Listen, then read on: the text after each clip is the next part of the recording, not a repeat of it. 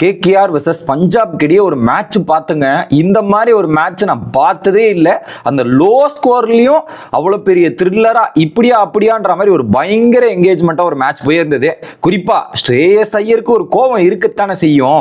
போன வருஷம் கேகேஆர் எடுத்துட்டு போய் டைட்டில் அடிக்க வச்ச கேப்டனை வெளியே விடுறீங்களா அப்படின்ற கொஞ்சம் ஒரு கோபம் ஒரு வருத்தம் இருக்கும்ல. அதை எங்க தீக்கணும்? கேகேஆர் எதிராக தானே தீக்கணும். ஸோ 111 ரன் தான். இதை வச்சு எப்படி ஜெயிக்க போறாங்க பஞ்சாப் கிங்ஸ் அப்படின்ற ஷாக்கிங்ல தான் எல்லாருமே மேட்சை பார்த்திருப்போம்.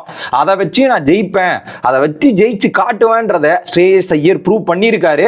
எவ்வளோ பெரிய கேப்டனை நம்ம மிஸ் பண்ணியிருக்கோம் அப்படின்றது இன்னைக்கு புரிஞ்சிருக்கோம் அப்படின்றது கிளியர் கட்டா தெரியுது மக்களே. இன்னொரு பக்கம் எல்லா பவுலர்ஸும் ஸ்டாண்ட் பண்ணியிருந்தாங்க. குறிப்பா சொல்லணும்னா யுஸ்வேந்திர சகலுங்க கலக்கிட்டாருங்க. 4 விக்கெட்டு 27 ரன் குரூஷியல் அந்த மேட்சை டர்ன் ஓவர் பண்ணது யுஸ்வேந்திர சகல் தான். ஸோ பஞ்சாப் கிங்ஸோட சீசனை அமையும் போல இருக்கு அப்படின்ற மாதிரி எனக்கே தோணுது மக்களே.